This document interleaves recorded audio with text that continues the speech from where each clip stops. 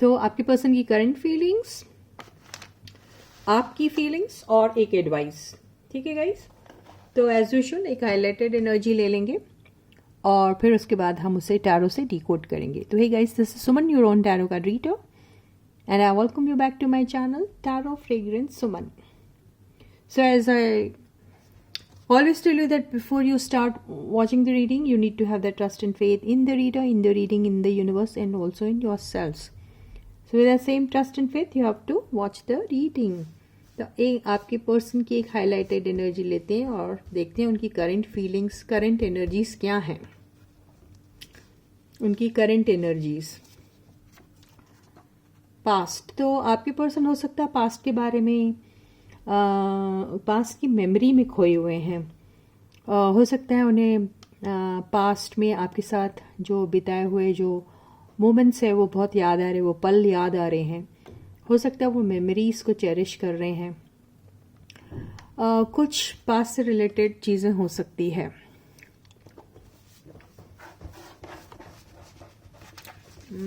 ठीक है, तो अभी हम आपके पर्सन की फीलिंग्स आपके लिए क्या है वो देख लेते हैं टैरो की हेल्प से। So yes guys, general reading है, कलेक्टिव रीडिंग है, सबके साथ रेजोनेट हो बिल्कुल ज़रूरी नहीं है।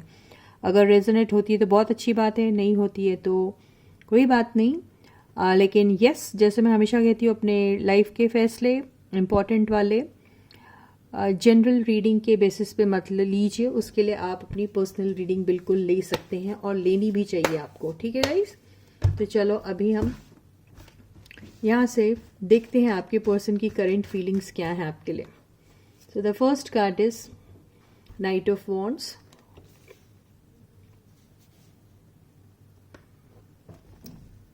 second card is the Tower, third card is Three of Swords, fourth card is Devil। बहुत खतरनाक कार्ड्स आ रहे हैं। Fifth card is Two of Wands, overall energy है Nine of Wands,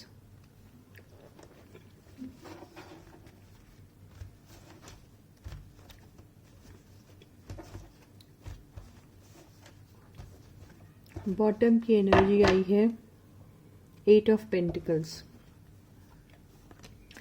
तो जैसे हमने देखा था कि आपके पर्सन की करंट एनर्जी क्या है, तो पास्ट आया था, तो और ये इनकी करंट फीलिंग्स जो देख रहे हैं, तो करेंटली आपके पर्सन जो है वो पास्ट के बारे में ज़रूर सोच रहे हैं। और ये सारी जो एनर्जीज आई हैं, ये एनर्जीज जो हैं इनके पास्ट को रिफ्लेक्ट कर रही है। तो हो सकता है आपके पर्सन पास्ट में अपने काम में इतने ज़्यादा बिजी हुआ करते थे कि आपके पास उनका जो भी कनेक्शन हुआ करता था, इंटरेक्शन हुआ करता था, वो ऑन एंड ऑफ बेसिस पे हुआ करता था। इसका मतलब आपके पर्सन अपने कन्वीनियंस के अकॉर्डिंग ही आपके साथ इंटरेक्शन में रहते थे। जब उनके लिए कोई चीज़ पॉसिबल होती थी तो ही वो आपके साथ बातें करते थे या फिर मिलने आया करते थे। रीज़न उनके पास हुआ करता था कि वो काम में बहुत बिजी हैं, ट्रैवलिंग बहुत करते हैं, उनके पास काम का इतना ज़्यादा बोझ है कि उनके पास बिल्कुल वक्त ही नहीं है। लेकिन वो आ रहे हैं आपके पास, ये कोई कम है उस पर भी वो शायद आपके ऊपर एहसान जताते होंगे कि इतना बिजी होने के बावजूद भी वो आपके पास आते तो हैं, मिलते तो हैं, आपसे इंटरेक्शन करते हैं किसी न किसी तरीके से। तो ये बात सारी उन्हें याद आ रही है। लेकिन आपका पैशन आपके पर्सन के लिए गज़ब का था। आप अपने पर्सन के इंतज़ार में घंटों, हफ्तों, महीनों, बरसों बिता देते थे ये इंतज़ार की एनर्जी में कि कब उनका मैसेज आएगा, कब आपको उनसे बात करने का मौका मिलेगा, कब वो आपसे मिलने आएंगे। ये सारी चीज़ें आप किया करते थे, जो आपके पर्सन को पता है इस बात का। आपके पर्सन ये भी जानते हैं कि उन्हें भी आपके लिए अट्रैक्शन था, क्योंकि आया है नाइट ऑफ वॉन्ड्स, तो बगैर अट्रैक्शन के नाइट ऑफ वॉन्ड्स नहीं आता है। अट्रैक्शन भले ही मोमेंटरी हो, परमानेंट टाइप का हो या कुछ भी हो, लेकिन अट्रैक्शन तो ज़रूर था। तो वो अट्रैक्शन आपके पर्सन को जब जब आपके लिए फील होता था, महसूस होता था, वो आपके साथ इंटरेक्शन में हुआ करते थे। कईयों के साथ फिजिकल भी हुए हैं आपके पर्सन, जो ये दो एनर्जी से दिखाई दे रहा है। टावर की एनर्जी, ये जो इसको मैं बोलना नहीं चाहती हूँ इस पे सोशल मीडिया पे, लेकिन आप समझ लिए, बहुत गजब का अट्रैक्शन। वो अट्रैक्शन ऐसा गजब का था कि आप लोग बहुत ज़्यादा एक दूसरे के क्लोज हो जाते थे। कुछ लोग शायद सेक्सुअली इन्वॉल्व हुए हैं, वो जो दिखा रहा है, लेकिन कुछ के साथ यही सारी बातें किसी एक ने कोशिश की थी, लेकिन दूसरे को उसका रिस्पॉन्स पॉजिटिव नहीं मिला तो दिल टूटा, ये भी हो सकता है।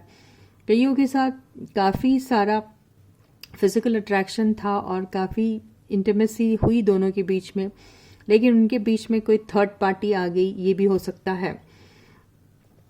और ये थर्ड पार्टी के लिए भी आपके पर्सन का अट्रैक्शन जो है हो सकता होगा उस वक़्त, लेकिन यहाँ पे हो सकता है कि थर्ड पार्टी का अट्रैक्शन आपके पर्सन को हो सकता है, या थर्ड पार्टी को आपके पर्सन के लिए अट्रैक्शन हो सकता है, ये भी दिख रहा है इस पे। लेकिन उसमें भी इंतज़ार की एनर्जी दिख रही है।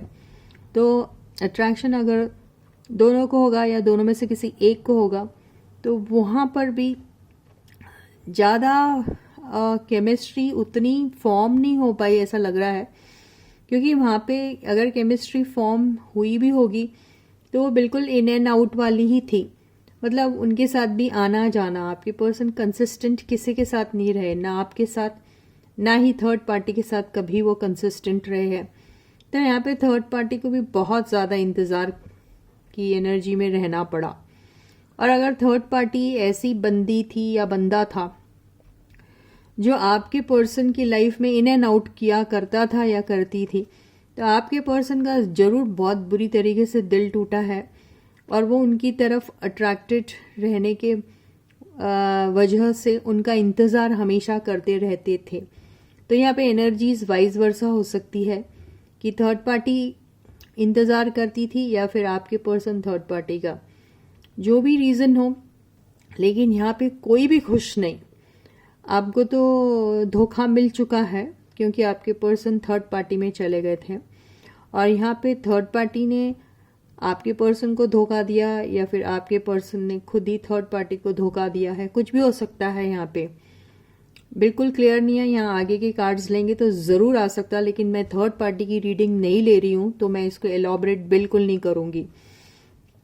तो इसी वजह से आपके जो पर्सन हैं वो अभी जो है करेंटली पास्ट की बातें जब याद कर रहे हैं तो बहुत डरे हुए से हैं, वो डर जा रहे हैं। उन्हें ऐसा लग रहा है कि ये सारी चीज़ें उनकी लाइफ में दोबारा कभी ना रिपीट हो, किसी के भी साथ ना रिपीट हो, उन्हें ऐसा ही लगता है। तो आपके पर्सन किसी भी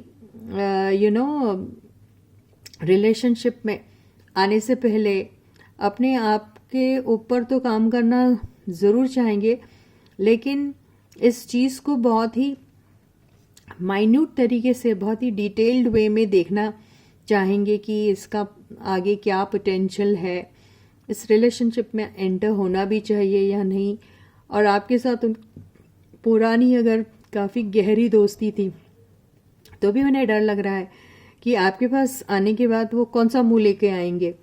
और हाँ, सवाल ज़रूरी नहीं है कि आप उन्हें अभी तक उसी एनर्जी में फील करते हो उनको और वैसे ही जुनून के साथ उनको चाहते हैं, ये भी आपके पर्सन को पक्की गारंटी नहीं है। तो आपके पर्सन को इतना ज़रूर लगता है कि पास्ट में उनसे बहुत बड़ी गलती हुई है, वो गलती इतनी बड़ी है कि उसकी सज़ा भी कोई शायद नहीं होगी, अगर होगी भी तो वो गलती के सामने वो सज़ा भी छोटी है।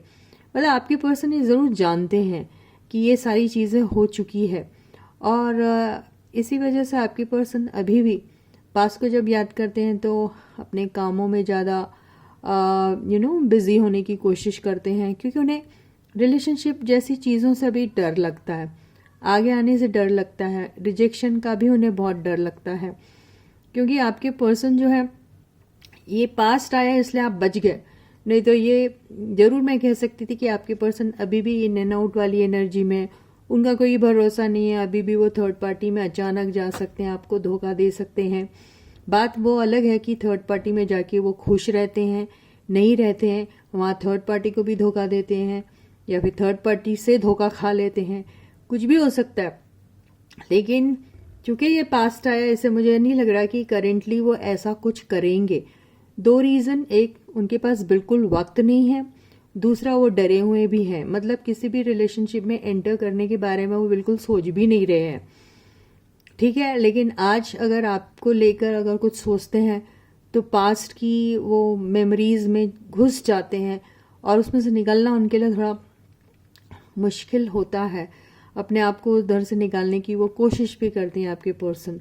और एक एनर्जी में जो फाइनल एक देखती हूँ क्या है ये,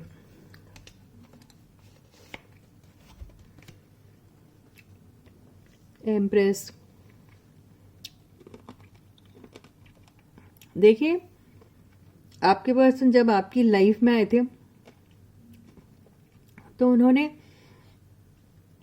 आपको बहुत रिस्पेक्ट की थी, आपकी तरफ अट्रैक्टेड भी थे और आपको बहुत पसंद करते थे आपके पर्सन, इसमें कोई शक नहीं है।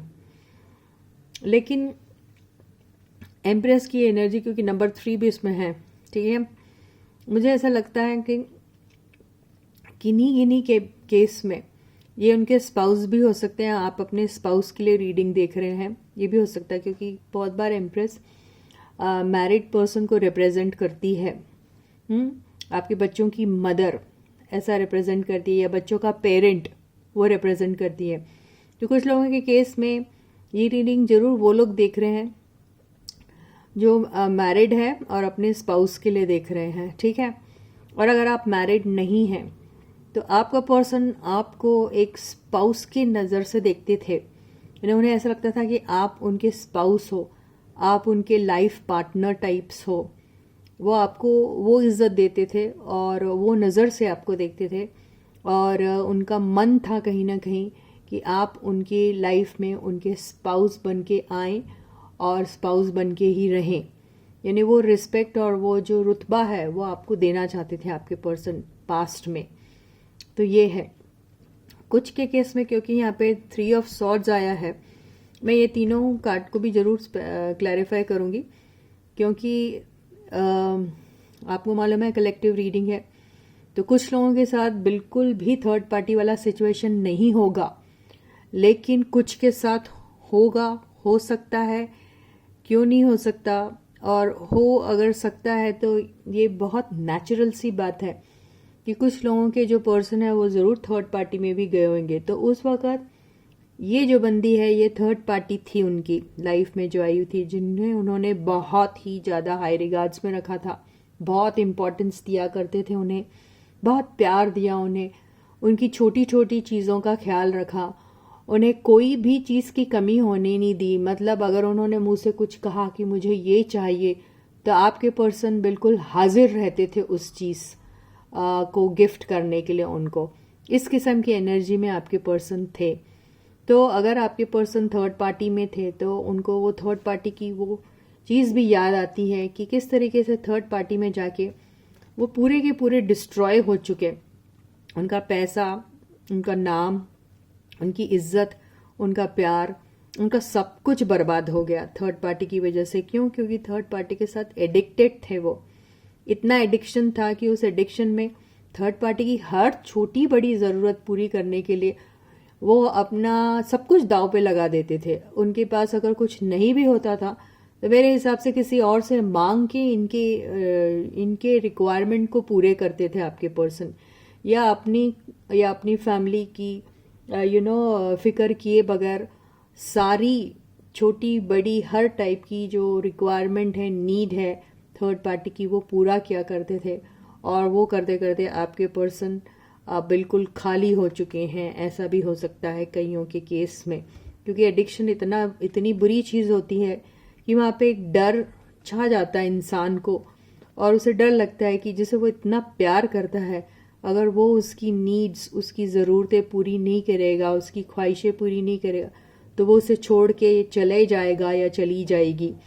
तो इसी एनर्जी की वजह से जब एडिक्शन आ जाता है, लत लग जाती है, तो इंसान अपने पर्सन की नीड्स को पूरा करने के लिए अपने आप को तबाह भी कर देता है। तो कुछ के केस में ज़रूर इस थर्ड पार्टी की वजह से आपके पर्सन बुरी तरीके से तबाह हुए हैं। तो ये सारी एनर्जी भी जो है पास्ट की, आपके पर्सन जो है वो रिविजिट कर रहे हैं, उन्हें वही चीज़ याद आ रही है।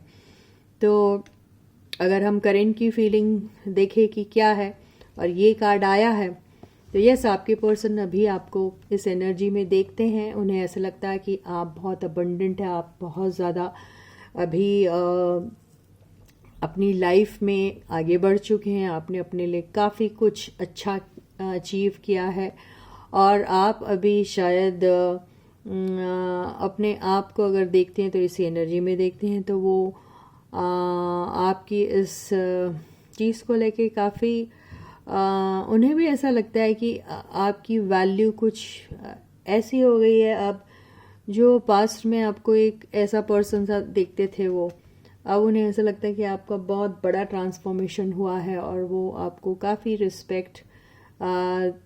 रिस्पेक्टफुली देखते हैं अभी, और उनकी बहुत दिली तमन्ना है कि वो आपको अपनी लाइफ में इस फॉर्म में देखें, क्योंकि वो आपको काफ़ी पसंद करते हैं अभी भी, लेकिन डरे हुए हैं, ऐसा ही दिखाई दे रहा है। तो ये है आपके पर्सन की feelings and current energies.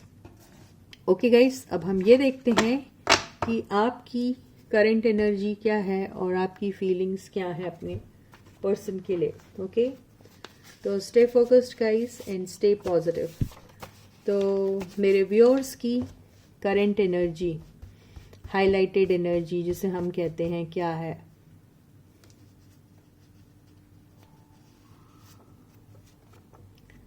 Lies. तो लाइज का ये मतलब हो सकता है कि आपको या तो आपके पर्सन ने इतना झूठ बोला कि आपको ऐसा लगता है कि आपके पर्सन बहुत बड़े वाले झूठे इंसान हैं, और आपको झूठ से बहुत नफरत है, या फिर आप अपने पर्सन से अभी कुछ चीज़ें जो हैं वो हाइड कर रहे हैं, या झूठ अपने आप को इस तरीके से पेश कर रहे हैं एज इफ आपके लाइफ में, मतलब आप झूठ बोल रहे हो। कुछ लोग शायद झूठ बोल रहे होंगे, आई डोंट नो, या फिर आपको झूठ बोलना पड़ रहा है, ये हो सकता है, या फिर आपके पर्सन की झूठ बोलने की आदत आपको पसंद नहीं है, ये भी हो सकता है। आई डोंट नो क्या है ये, लेकिन अब हम देखते हैं टैरो की हेल्प से ये क्या है। आप है झूठे, आप झूठ बोलते हो, या आपके पर्सन झूठ बोलते हैं, आपको वो पसंद नहीं है, ये देख लेते हैं। लेकिन जो एनर्जीज आपके पर्सन की आई है, उससे तो ऐसा लगता है आपके पर्सन की झूठ जो है वो आपको बिल्कुल पसंद नहीं है, और आपको अभी भी डर है आपके पर्सन अभी भी आपसे झूठ बोलेंगे। तो फर्स्ट कार्ड है यस, आप तो झूठ बोल ही नहीं सकते। क्वीन ऑफ वॉन्ड्स कभी झूठ नहीं बोलती है, तो ये तो साफ साफ बोलने वाली एनर्जी है। और यस, तो आपको आपके पर्सन की झूठ, उनकी झूठी बातें, उनके झूठे वादे, उनके फॉल्स प्रॉमिसेस बिल्कुल पसंद नहीं है, और आप जैसे बोल रहे हैं कि अगर आप वही झूठे इंसान है तो आप मेरे लाइफ में आने की कोशिश भी ना करें, दूर रहे मुझसे, शायद ये हो सकती है बात। सेकंड कार्ड है 7 ऑफ पेंटिकल्स। तो आप किसी सच सुनने के इंतज़ार में, और आप डिमांड कर रहे हैं अपने पर्सन से कि प्लीज़ आप अगर मेरे लाइफ में आना चाहते हैं तो आप मुझे सच सच सब कुछ बताइए कि आपके साथ पास्ट में क्या हुआ था, क्योंकि ये ऐसे ही दिख रहा है। और क्या पूछेगी कि आपने मेरे पैसे चुराए, या आपने मेरा उस दिन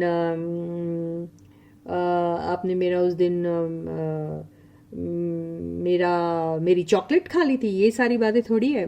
ये कुछ हो सकता है कि आप हैं आपके पर्सन से उम्मीद कर रहे हैं कि वो आपसे सच सच बताएं सब कुछ, यही है। वो क्या सच है वो आप जानते हैं। 10 ऑफ सॉर्ड्स। तो आप यही बोल रहे हैं कि आपने मुझे धोखा दिया था, आपने मुझे क्यों धोखा दिया, आपने मुझे बैक स्टेप क्यों किया, आपने मुझे ऐसी क्या बात छुपाई मुझसे सेकेंडली आप और लोगों के साथ मिलकर मेरे बारे में क्या क्या बुराइयां कर रहे थे, क्योंकि ये वही कार्ड है जब बिचिंग होती है तब ये आता है। तो आप मेरे पीठ के पीछे और लोगों के साथ मेरी क्या बुराइयां कर रहे थे, आप क्या what stories you were cooking behind me, इसका मतलब यही होता है। और आप मुझे धोखा देने के लिए क्या क्या प्लान कर रहे थे, थर्ड पार्टी के साथ या फिर किसी और के साथ या खुद ही, ये सारी बातें आप जानना चाह रहे हैं अपने पर्सन से।